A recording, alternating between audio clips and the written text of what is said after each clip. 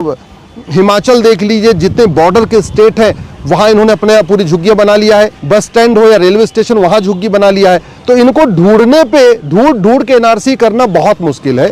तरीका यही है कि घुसपैठियों को पकड़ा जाए, उनका narco polygraph brain mapping test किया जाए, उनसे पूछा जाए कि उनको किसने किसने मदद किया, और उनके मददगारों के ऊपर, जो घुसपैठियों के मददगार हैं, चाहे वो लेखपाल है, चाहे पटवारी है, चाहे कोई सिपाही है, चाहे कोई दरोगा है, चाहे कोई पार्षद है, चाहे कोई प्रधान है, चाहे कोई नेता है या कोई दलाल है, चाहे वो तहसील का दलाल है, चाहे थाने का दलाल है या नगर निगम का दलाल है, कोई भी दलाल है, जिन्होंने घुसपैठियों की मदद किया है, बस उनके खिलाफ कार्रवाई शुरू कर देंगे। घुसपैठियों में भगदड़ मच जाएगी।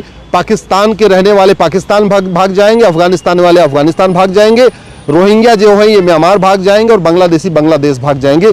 यही तरीका है देश को सुरक्षित करने का। हमने अपनी याचिका में ये भी कहा है, ये घुसपैठियों की मदद करना सबसे बड़ा देशद्रोह है, और फिर भी यहाँ पे 2-2, 3-3 हज़ार रुपए में घुसपैठियों की मदद की जा रही है।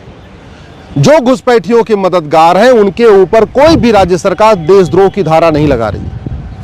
कुछ लोग 2-2 हज़ार रुपए में घुसपैठियों का आधार बना रहे।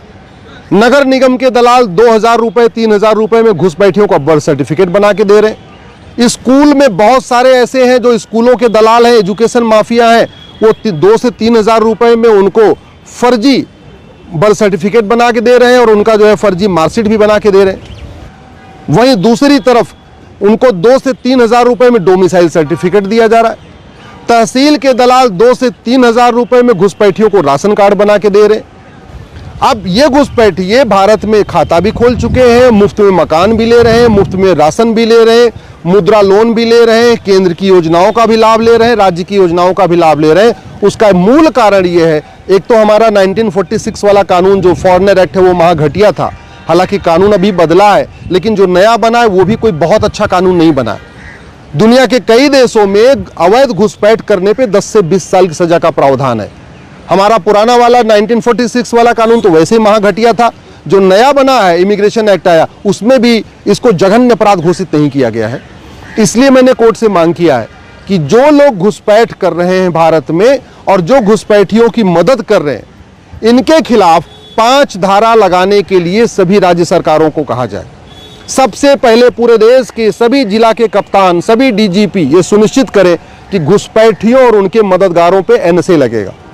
दूसरी हमारी मांग है कि जो लोग घुसपैठ कर रहे हैं और जो घुसपैठियों की मदद कर रहे हैं उनके खिलाफ यूएपीए की धारा लगाई जाए।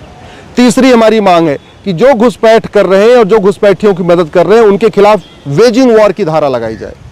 चौथी हमारी मांग है कि घुसपैठियों की मदद करना, इसको देशद्रोह घोषित किया जाए और घुसपैठियों के मददगारों पे देशद्रोह की धारा लगाई जाए।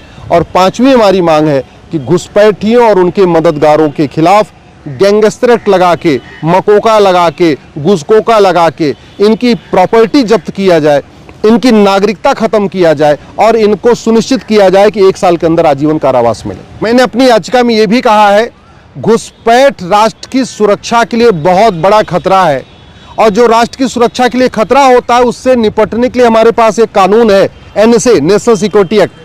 लेकिन भारत में कोई भी राज्य सरकार घुसपैठियों और उनके मददगारों पे एनएसए नहीं लगा रही है, नेशनल सिक्योरिटी एक्ट नहीं लगा रही है।